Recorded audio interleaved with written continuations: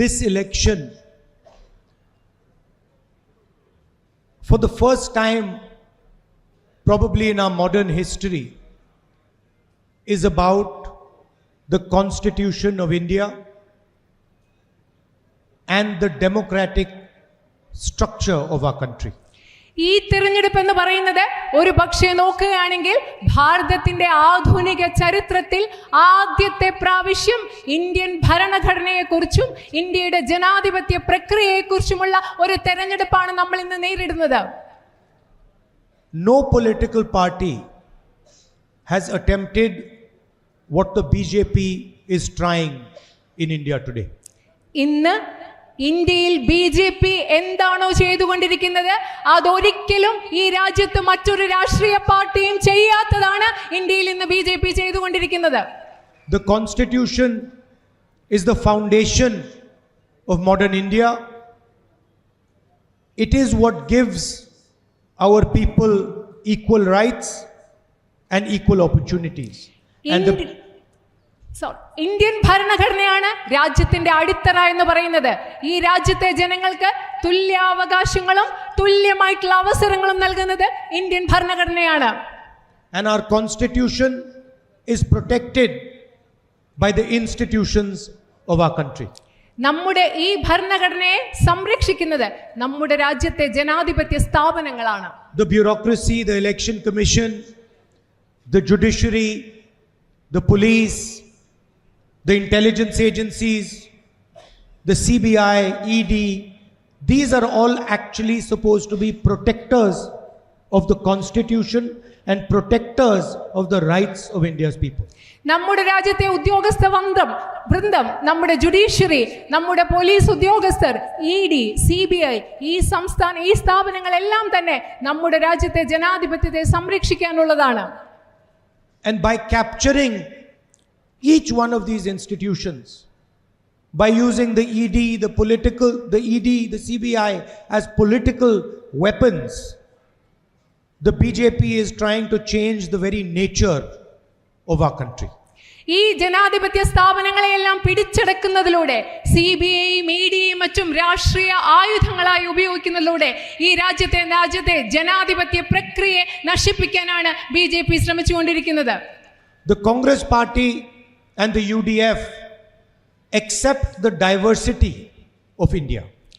Indian national കോൺഗ്രസും ഐക്യ ജനാധിപത്യ മുന്നണിയും ഈ രാജ്യത്തിന്റെ വൈവിധ്യത്തെ അംഗീകരിക്കുന്നു. We accept the multiple languages, the multiple traditions, the different histories, the different expressions of all our people. ഈ രാജ്യത്തെ വിവിധ ഭാഷകൾ, വിവിധ സംസ്കാരങ്ങൾ, വിവിധ പാരമ്പര്യങ്ങൾ, വിവിധ ചരിത്രങ്ങൾ ഇതെല്ലാം ഇന്ത്യൻ നാഷണൽ കോൺഗ്രസ് ഉൾക്കൊള്ളുന്നു. The BJP wants to impose one history, one nation, one language on the people of India. ഇന്ത്യയിലെ ജനങ്ങൾക്ക് മേൽ ഒരു ചരിത്രവും ഒരു പാരമ്പര്യവും ഒരു ഭാഷയും അടിച്ചേൽപ്പിക്കാനാണ് BJP ആഗ്രഹിക്കുന്നത്. First of all, this is a fundamental misunderstanding of what India is. ആദ്യം നമ്മൾ പറയുകയാണെങ്കിൽ ഇത് ഇന്ത്യ എന്ന രാജ്യത്തെക്കുറിച്ചുള്ള അടിസ്ഥാനപരമായ ഒരു തെറ്റിദ്ധാരണയാണ്. How can you come to the people of Kerala or the people of Tamil Nadu or the people of Bengal and say there is going to be one language? നിങ്ങൾക്ക് വന്ന കേരളത്തിലെ ജനങ്ങളോട്, തമിഴ്നാട്ടിലെ ജനങ്ങളോട്, ബംഗാളിലെ ജനങ്ങളോട് പറയാൻ സാധിക്കുക ഇവിടെ ഒരേ ഒരു ഭാഷ മാത്രമേ പാടുള്ളൂ എന്ന്? You're insulting every single citizen of Kerala. ഇവിടെ വന്ന് ഒരേ ഒരു ഭാഷ മാത്രം മതി എന്ന് നിങ്ങൾ പറയുമ്പോൾ കേരളത്തിലെ ഓരോ വ്യക്തിയെയും ഓരോ മലയാളിയെ നിങ്ങൾ അപമാനിക്കുകയാണ് ചെയ്യുന്നത്. Malayalam is not just a simple language. Malayalam എന്ന് പറയുമ്പോൾ അത് വളരെ ലളിതമായ ഒരു ഭാഷ മാത്രമല്ല. Inside Malayalam is hidden the history, the tragedy, the happiness, the sadness, the brilliance of the people of Kerala.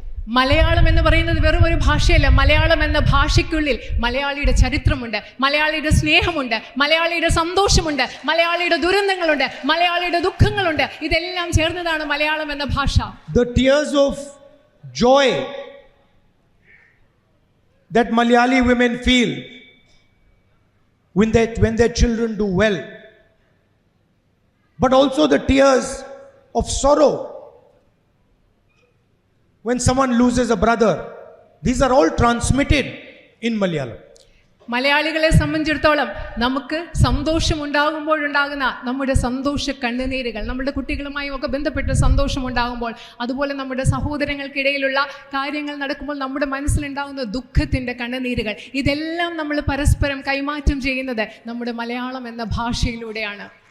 If you remove Malayalam, how will a mother in Kerala explain the history of this great land to her children? നിങ്ങൾ മലയാളം സംസാരിക്കേണ്ട എന്ന് പറഞ്ഞാൽ കേരളത്തിലെ ഒരു അമ്മ എങ്ങനെയാണ് ഈ കേരളത്തിന്റെ ചരിത്രം കുട്ടികളോട് വിശദീകരിച്ച് കൊടുക്കുക? How can she explain it in Hindi or in English? എങ്ങനെയാണ് കേരളത്തിലെ ഒരു അമ്മയ്ക്ക് ഹിന്ദിയിലോ ഇംഗ്ലീഷിലോ ഈ കാര്യങ്ങളൊക്കെ വിശദീകരിച്ച് കൊടുക്കാൻ പറ്റുക? So this is what we are protecting. ഇതിനെയാണ് ഞങ്ങൾ സംരക്ഷിച്ചുകൊണ്ടിരിക്കുന്നത്. Can you give me those flowers? Flowers, brother. Yeah, I want this. See, this is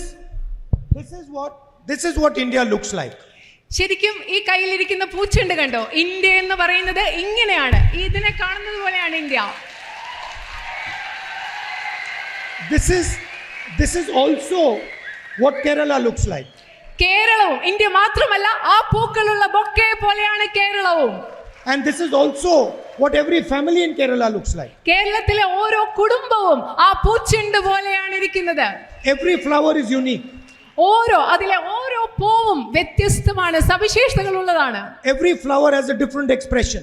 ഓരോ ഫ്ലവറിനും ഓരോ പൂവിനും വ്യത്യസ്തമായ രീതികൾ, പ്രകാശന രീതികൾ. Every flower has a different beauty. ഓരോ പൂവിനും വ്യത്യസ്തമായ സൗന്ദര്യമാണുള്ളത്. And when you add all the flowers together, they become much more beautiful than the individual flowers. ഈ പൂക്കളെല്ലാം കൂടെ ഒരുമിച്ച് നിൽക്കുമ്പോൾ ഇത് ഒറ്റയ്ക്ക് നിൽക്കുന്നതിനേക്കാളും 10 മടങ്ങ് മനോഹരമായി മാറുകയാണ് ചെയ്യുന്നത്. Now imagine if I came to Kerala and I said, look, only white flowers can be in this bouquet. നിങ്ങളൊന്ന് സങ്കല്പിച്ച് നോക്കുക, ഞാൻ കേരളത്തിൽ വന്നിട്ട് നിങ്ങളോട് പറയുകയാണ് ഈ ബൊക്കയിൽ വെള്ള കളറിലുള്ള പൂക്കൾ മാത്രമേ പാടുള്ളൂ എന്ന് ഞാൻ നിങ്ങളോട് പറഞ്ഞാൽ എങ്ങനെയിരിക്കും? We will only have white flowers and the stems have to be 6 inches long. ഞാൻ നിങ്ങളോട് പറയുകയാണ് 6 ഇഞ്ച് നീളത്തിലെ ആ പൂവിന്റെ ചെണ്ട് ഉണ്ടാവാൻ പാടുള്ളൂ. അതുപോലെ ഇതിൽ വെള്ള നിറത്തിലുള്ള പൂവുകൾ മാത്രമേ ഉണ്ടാവാൻ പാടുള്ളൂ. No leaves will be there, no thorns will be there. അവിടെ മുള്ളുണ്ടാവാൻ പാടില്ല, ഇല ഉണ്ടാവാൻ പാടില്ല എന്ന് ഞാൻ പറഞ്ഞാൽ എങ്ങനെയിരിക്കും? That is what the BJP and RSS are trying to do. അതാണ് ഈ രാജ്യത്ത് BJP RSS ചെയ്യാൻ ശ്രമിച്ചുകൊണ്ടിരിക്കുന്നത്. ഇത് തന്നെയാണ്. To Kerala, to Tamil Nadu, to Uttar Pradesh, to India. കേരളത്തോട്, തമിഴ്നാടിനോട്, ഉത്തർപ്രദേശിനോട്, ഈ രാജ്യത്തോട് മുഴുവൻ BJP RSS ചെയ്തുകൊണ്ടിരിക്കുന്നത് ഇത് തന്നെയാണ്. Now, first of all, this is completely ignorant. First of all, this is completely ignorant. I'm not able to hear you. First of all, Yeah. this is a completely ignorant action. Yes, ഇതെന്ന് പറയുന്നത് ഈ രാജ്യത്തെ പറ്റി കൃത്യമായ ധാരണയില്ലാത്ത, അറിവില്ലാത്ത ഒരു ചിന്തയും പ്രവൃത്തിയുമാണ്. It shows they don't understand India. അത് മനസ്സിലാക്കുന്നത് അവർക്ക് ഇന്ത്യയെ മനസ്സിലാക്കാൻ സാധിക്കുന്നില്ല എന്നുള്ളതാണ്. And it shows they don't understand Kerala. അത് മനസ്സിലാക്കുന്നത് അവർക്ക് ഇന്ത്യയും കേരളത്തെയും മനസ്സിലാക്കാൻ BJPക്ക് RSSനും കഴിയുന്നില്ല എന്നുള്ളത് തന്നെയാണ്. The Prime Minister recently went to Tamil Nadu. Prime minister, പ്രധാനമന്ത്രി അടുത്തിടെ തമിഴ്നാട്ടിലേക്ക് പോയി. Tamil Nadu has the most brilliant poets like Kerala does. തമിഴ്നാട്ടിൽ അതിമിടുക്കരായ പ്രഗത്ഭരായ കവികളുണ്ട് കേരളത്തിലുള്ളതുപോലെ. Huge history. വലിയൊരു പാരമ്പര്യം, ചരിത്രം. Huge tradition. വലിയൊരു മഹത്തായ പാരമ്പര്യം. Wars fought over there, people sacrificing their lives, all this stuff is going on. അവിടെ യുദ്ധങ്ങൾ നടന്നു, അനേകം പേർ അവരുടെ ജീവിതം ത്യാഗം ചെയ്തു. Prime Minister says, I like dosas. ഇതെല്ലാമുള്ള തമിഴ്നാട്ടിൽ പോയി പ്രധാനമന്ത്രി പറയുകയാണ്, എനിക്ക് ഇവിടുത്തെ ദോശ ഇഷ്ടമാണ്. Brother, I also like dosas. സഹോദര, എനിക്കും ദോശ ഇഷ്ടമാണ്. But please try and understand the history, the tradition, the language of the state also. പക്ഷേ ദോശ ഇഷ്ടപ്പെടുന്നതോടൊപ്പം തന്നെ പ്രിയപ്പെട്ട സഹോദര, താങ്കൾ ആ രാജ്യത്തിന്റെ ചരിത്രവും സംസ്കാരവും പാരമ്പര്യവും കൂടി മനസ്സിലാക്കാൻ ശ്രമിക്കൂ, ദയവ് ചെയ്ത്. And also realize that the dosa in Tamil Nadu is completely different than the dosa in Kerala. Dosa, അത് ഒരു കാര്യം കൂടി മനസ്സിലാക്കണം, തമിഴ്നാട്ടിലെ ദോശയും കേരളത്തിലെ ദോശയും തികച്ചും വ്യത്യസ്തങ്ങളാണെന്ന് കൂടി താങ്കൾ മനസ്സിലാക്കണം. And also understand that the dosa in Kerala is different than other dosas in Kerala. ഒരു കാര്യം കൂടി മനസ്സിലാക്കണം, കേരളത്തിലെ ദോശ തമിഴ്നാട്ടിലെ ദോശയിൽ നിന്ന് വ്യത്യസ്തമാണെന്ന് മാത്രമല്ല, കേരളത്തിൽ ഒരു സ്ഥലത്തെ ദോശ മറ്റു സ്ഥലങ്ങളിലെ ദോശകളിൽ നിന്ന് വ്യത്യസ്തമാണെന്ന് കൂടി താങ്കൾ മനസ്സിലാക്കണം. And that is the genius of our country. ഈ പറയുന്നതാണ് നമ്മുടെ രാജ്യത്തിന്റെ പ്രതിഭ, പ്രാഗൽഭ്യം. പ്രതിഭ എന്ന് പറയുന്നത് ഈ വ്യത്യസ്തതയാണ്. It is why our country is so great. അതുകൊണ്ടാണ് നമ്മുടെ ഇന്ത്യ എന്ന രാജ്യം ഇത്രയും മഹത്തരമായത്.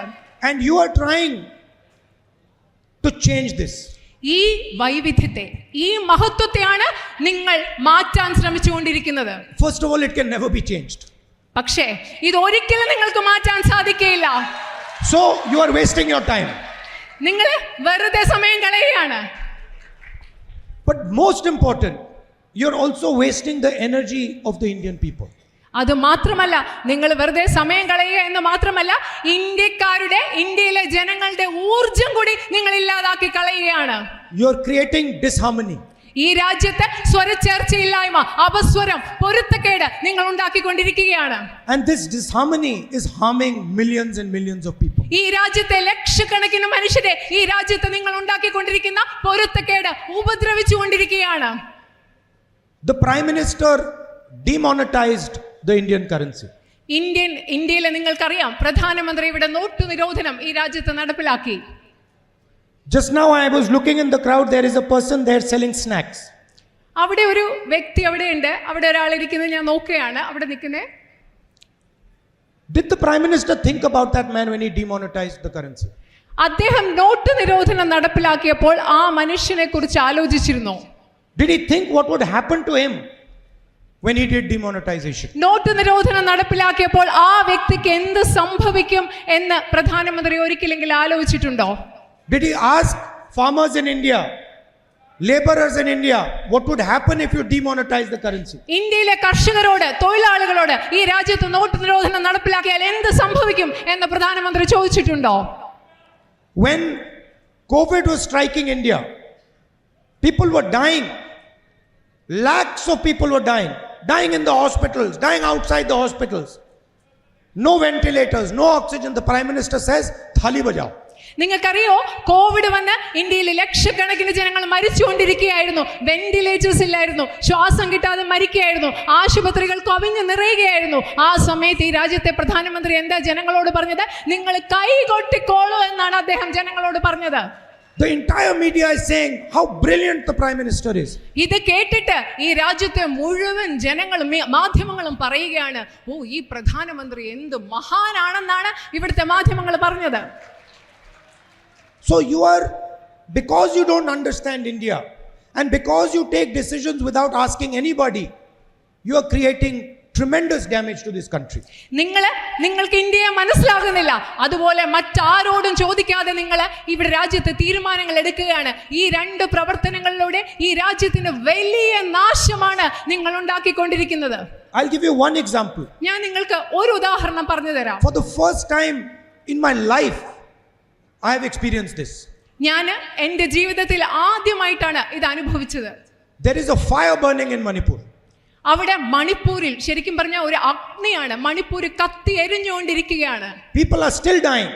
ഇപ്പോഴും അവിടെ മനുഷ്യർ മരിച്ചുകൊണ്ടിരിക്കുകയാണ്. I went to Manipur. ഞാൻ മണിപ്പൂരിൽ പോയി. And I went to see both the communities. ഞാൻ അവിടെ പോയി, അവിടെ സംഘർഷം ഉണ്ടായിക്കൊണ്ടിരിക്കുന്ന രണ്ട് സമുദായത്തിലെ ആളുകളെയും കാണാൻ ഞാൻ മണിപ്പൂരിൽ പോയി. Meitei community, Kuki community. Meitei സമുദായവും Kuki സമുദായവും. They are not talking to each other at all. നിങ്ങൾക്കറിയോ, അവർ രണ്ടുപേരും, ഈ സമുദായത്തിൽപ്പെട്ട രണ്ട് മനുഷ്യരും ഇപ്പോൾ പരസ്പരം സംസാരിക്കുന്ന കൂടിയില്ല. No conversation between them. ഇവർ തമ്മിൽ യാതൊരു വിധത്തിലുള്ള സംഭാഷണങ്ങളുമില്ല. And the government over there is saying we have completely lost control. അവിടെയുള്ള ഗവൺമെന്റ് പറയാണ്, ഞങ്ങൾക്ക് ഇവിടുത്തെ സാഹചര്യത്തിന് മേൽ യാതൊരു നിയന്ത്രണവുമില്ല എന്ന് അവിടുത്തെ ഗവൺമെന്റ് പറയുകയാണ്. We do not know what to do. എന്ത് ചെയ്യണമെന്ന് ഞങ്ങൾക്ക് അറിയില്ല. And the Prime Minister cannot even go and visit an Indian state.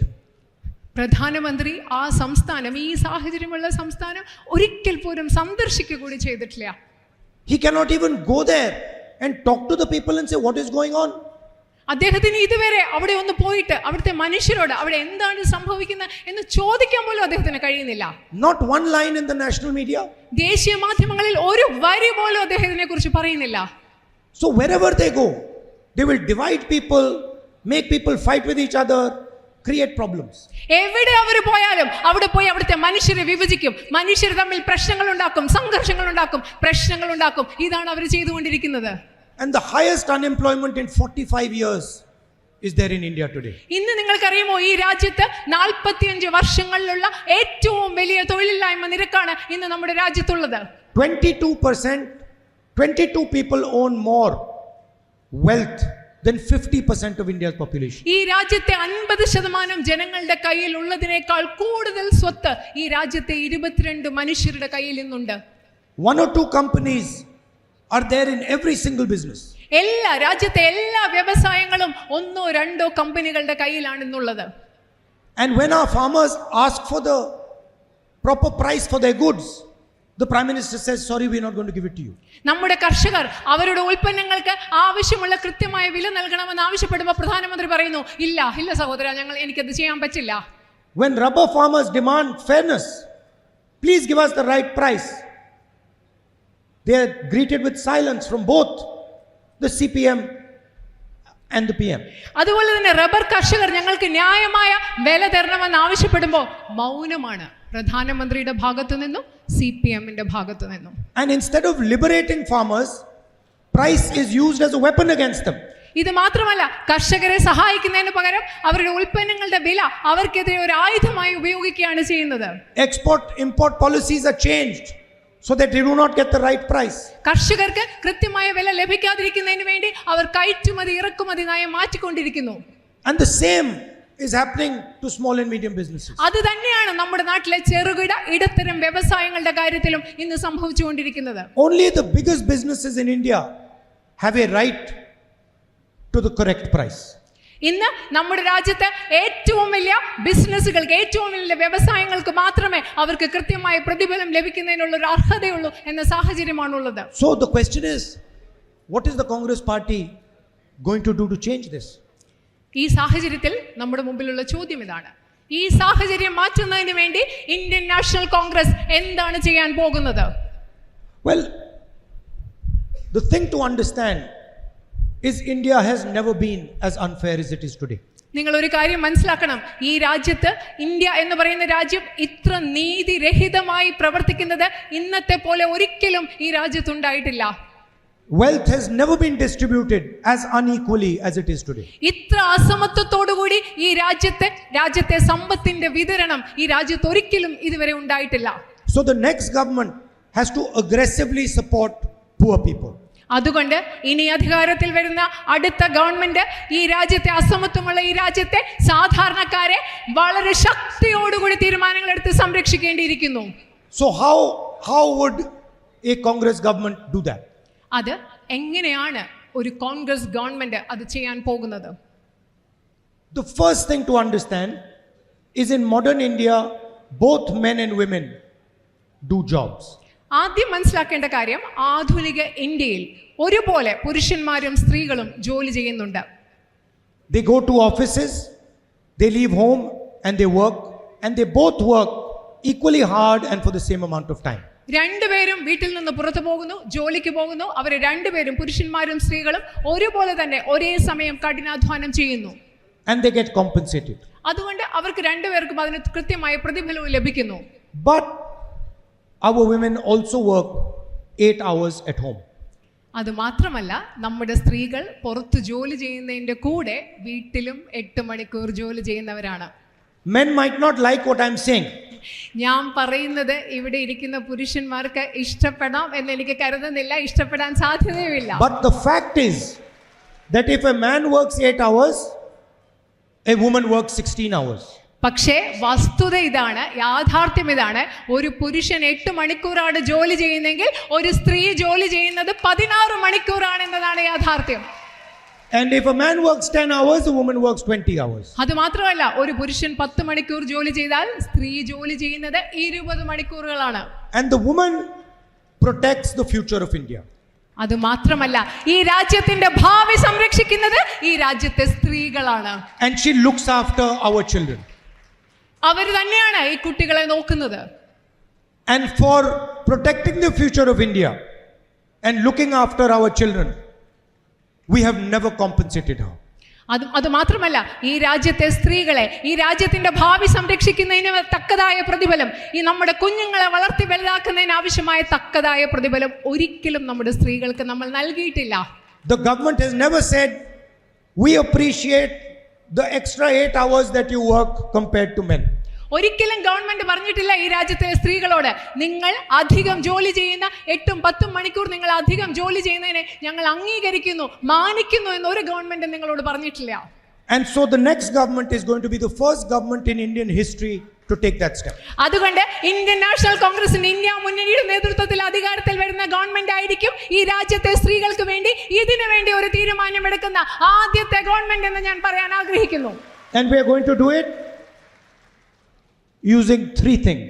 3 കാര്യങ്ങൾ ഉപയോഗിച്ച് 3 മാർഗങ്ങളിലൂടെയാണ് ഞങ്ങൾ അത് ചെയ്യാൻ പോകുന്നത്. The first thing we are going to do is we are going to make a list of every single poor family. ആദ്യം ഞങ്ങൾ ചെയ്യാൻ പോകുന്നത് ഈ രാജ്യത്തെ എല്ലാ ദരിദ്ര കുടുംബങ്ങളുടെയും ഒരു പട്ടിക ഉണ്ടാക്കുക എന്നതാണ്. And we are going to choose one woman from each poor family. ഈ ഓരോ ദരിദ്ര കുടുംബത്തിൽ നിന്നും ഞങ്ങൾ ഒരു സ്ത്രീയെ തിരഞ്ഞെടുക്കും. This will be crores and crores and crores of women.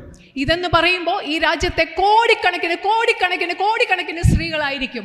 And we are going to give them directly in their bank account 1 lakh rupees a year, 8,500 rupees a month. ഈ സ്ത്രീകൾക്ക്, ഈ രാജ്യത്തെ തെരഞ്ഞെടുക്കുന്ന ദരിദ്ര കുടുംബങ്ങളിൽ നിന്ന് തെരഞ്ഞെടുക്കുന്ന സ്ത്രീകൾക്ക് ഓരോ മാസവും 8,500 രൂപ വീതം 1 ലക്ഷം രൂപ ഞങ്ങൾ അവരുടെ ബാങ്ക് അക്കൗണ്ടിൽ നിക്ഷേപിക്കും. We are going to pass a bill that guarantees 50% reservation of jobs in government and public sector for women.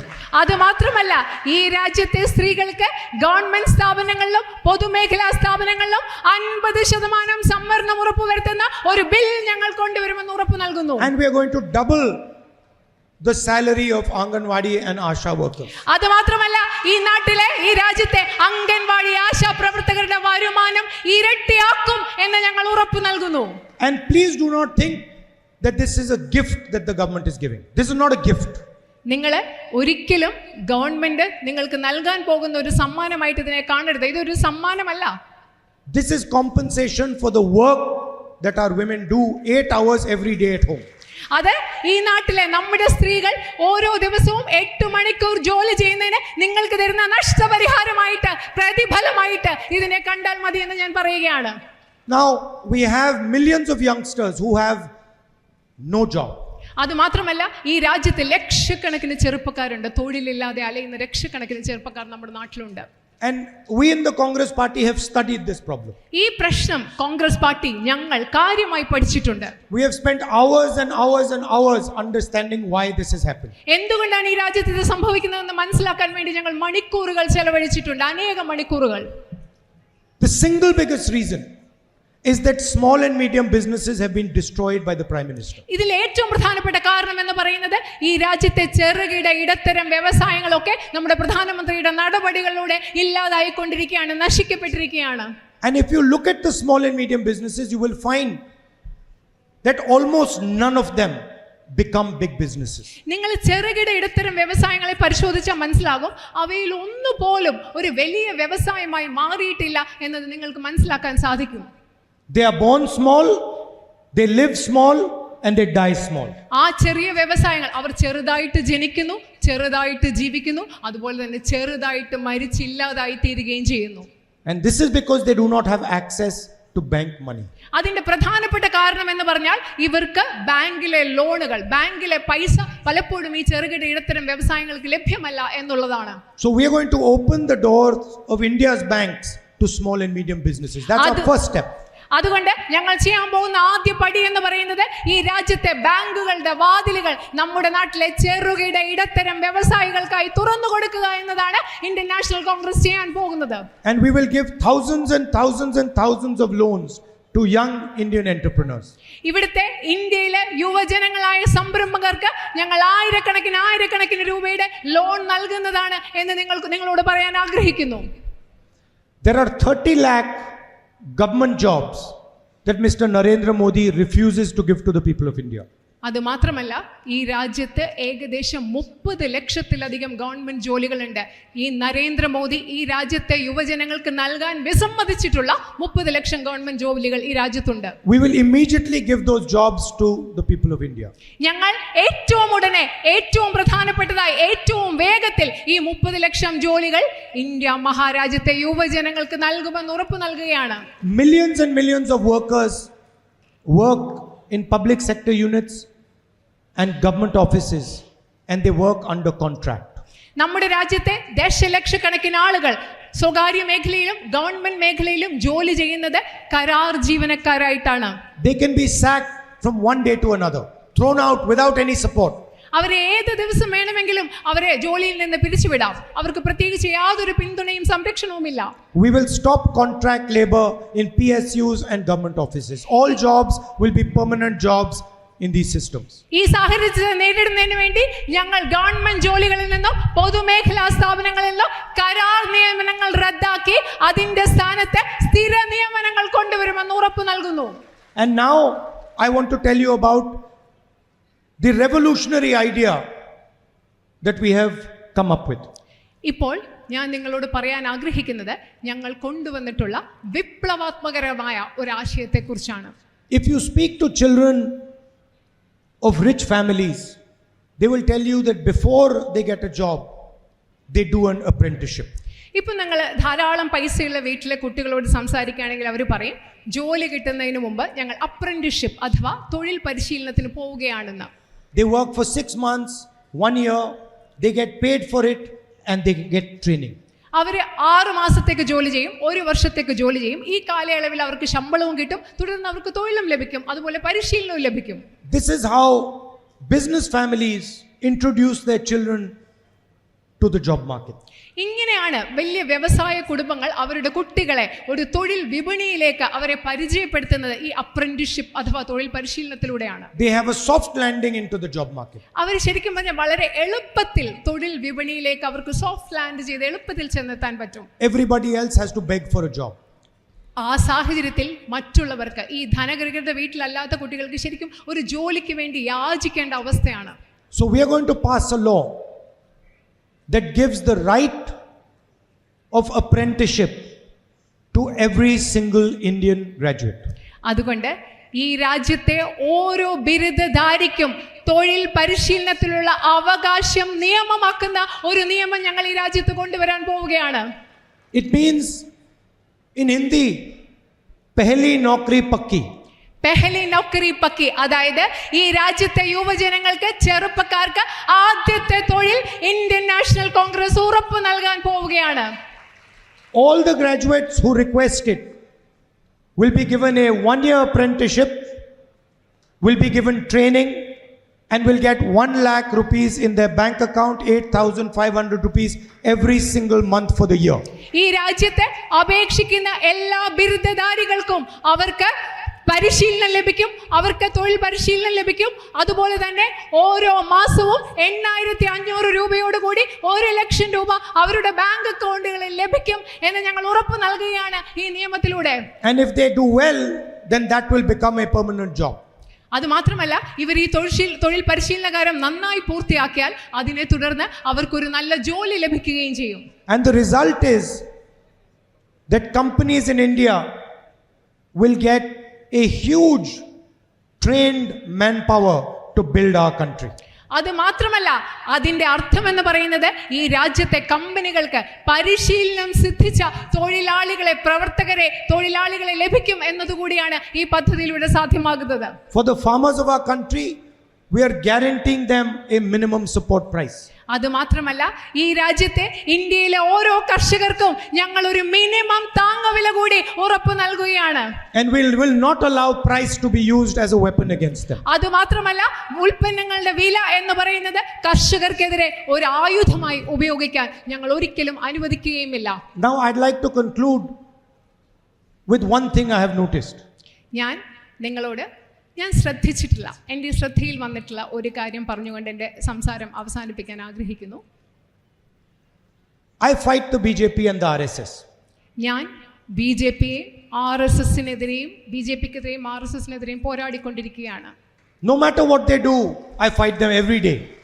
അവരെന്നെ എന്ത് ചെയ്താലും അവരെന്തൊക്കെ ചെയ്താലും BJPയും RSSനെയും ഞാൻ ഓരോ ദിവസവും അവർക്കെതിരെ പോരാടിക്കൊണ്ടിരിക്കുകയാണ്. I have an ideological difference with them. I get up in the morning and I think to myself, okay, how am I going to disturb them today? എനിക്ക് അവരോട് ആശയപരമായ വ്യത്യാസമുണ്ട്.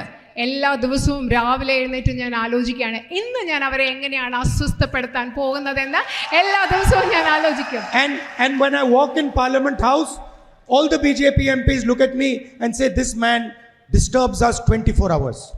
അതുമാത്രമല്ല, ഞാൻ പാർലമെന്റിലേക്ക് നടന്നു പോകുമ്പോൾ അവിടെയുള്ള BJP MPമാരെല്ലാം എന്നെ നോക്കിയിട്ട് പറയും, ഈ മനുഷ്യൻ 24 മണിക്കൂറും ഞങ്ങളെ അസ്വസ്ഥപ്പെടുത്തിക്കൊണ്ടിരിക്കുകയാണെന്ന് അവരെന്നെ നോക്കി പറയും. But there is a cost to this. പക്ഷേ ഇതിനൊരു വില കൊടുക്കേണ്ടി വരുന്നുണ്ട്. ഇതിന് എനിക്കൊരു വില കൊടുക്കേണ്ടി വരുന്നുണ്ട്.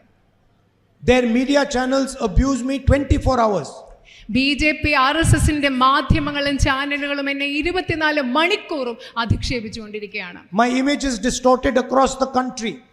ഈ രാജ്യം മുഴുവൻ എൻ്റെ പ്രതിച്ഛായ, ഞാൻ എന്താണെന്നുള്ളത് അവർ രാജ്യം മുഴുവൻ നശിപ്പിച്ചുകൊണ്ടിരിക്കുകയാണ്.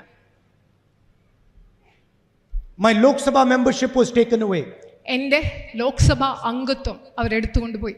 I gave a speech about Mr. Adani and within a few days I was thrown out of the Lok Sabha. ഞാൻ അദാനിക്കെതിരെ പാർലമെന്റിൽ ഒരു പ്രസംഗം നടത്തി. അത് കഴിഞ്ഞ് കുറച്ച് ദിവസങ്ങൾക്കുള്ളിൽ അവരെന്നെ ലോക്സഭയിൽ നിന്ന് പുറത്താക്കി. 55 hours, 12 hours a day being interrogated by ED. എന്നെ എൻഫോഴ്സ്മെന്റ് ഡയറക്ടറേറ്റ് 55 മണിക്കൂറുകൾ, ഓരോ ദിവസവും 12 മണിക്കൂർ വീതമാണ് എൻഫോഴ്സ്മെന്റ് ഡയറക്ടറേറ്റ് എന്നെ ചോദ്യം ചെയ്തത്. I gave them the keys of my government house.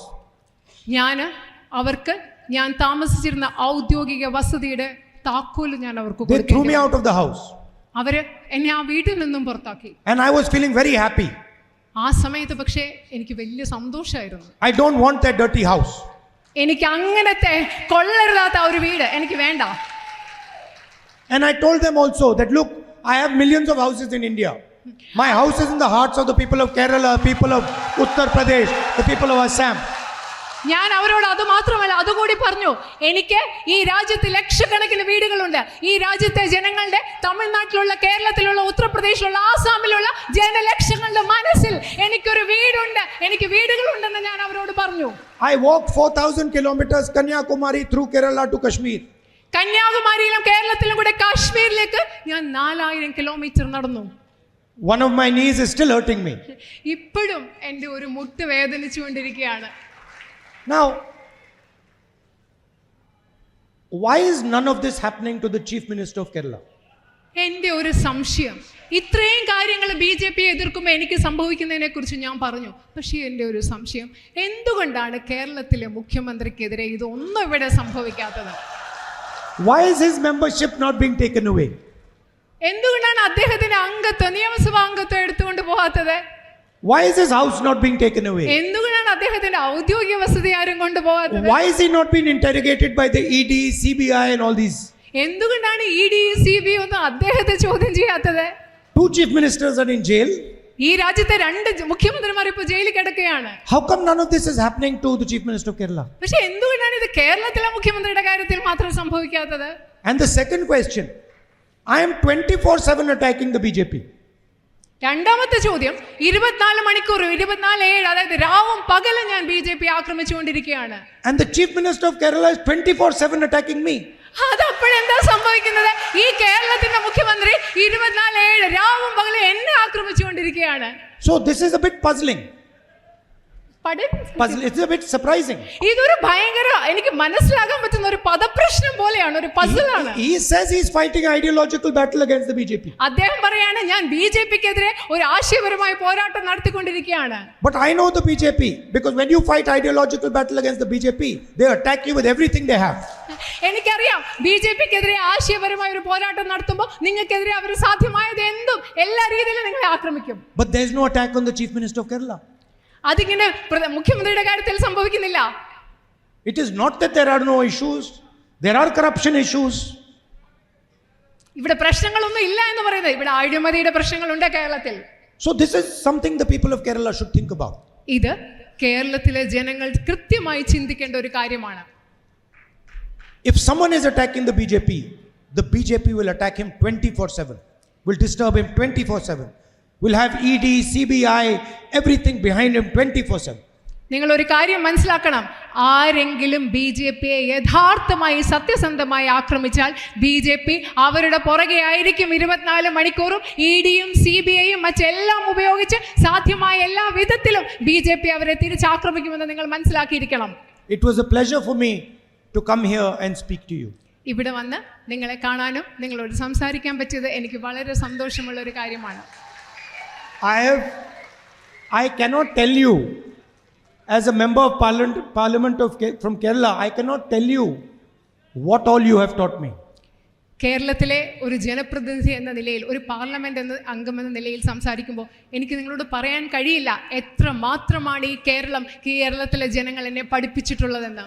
The genius of the people of Kerala, കേരളത്തിലെ ജനങ്ങളുടെ പ്രതിഭ എന്ന് പറയുന്നത്, ability to live with each other peacefully, harmoniously, affectionately. പരസ്പരം സ്നേഹത്തോടുകൂടി വാത്സല്യത്തോടുകൂടി പരസ്പരം സൗഹാർദ്ദപരമായി ജീവിക്കുക എന്ന് പറയുന്നത് കേരളത്തിന്റെ ഏറ്റവും വലിയ പ്രതിഭയാണ്, മികവാണ്. And making us proud.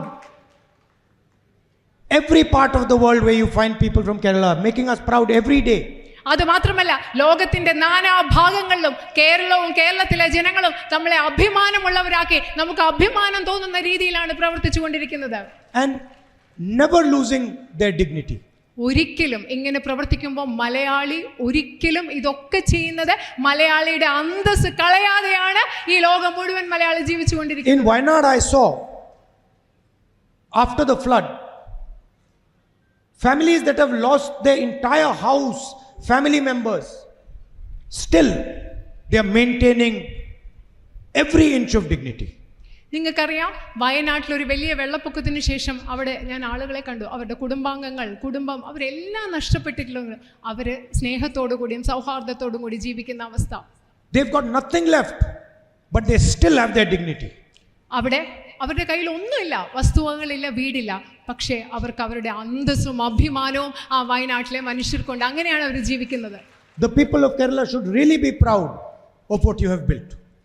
വയനാട്ടിലെ ജനങ്ങൾ ശരിക്കും അവർക്ക് അഭിമാനം ഉണ്ടാകണം, അവരെങ്ങനെ ജീവിക്കുന്നു, അവരെന്തിലൂടെ കടന്നു വന്നു എന്നതിനെ കുറിച്ച് ഓർത്ത്. And in many fields you are a guide to our country.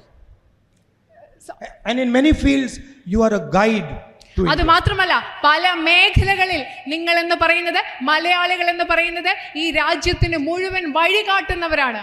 Thank you. നന്ദി. Nandri. Thank you.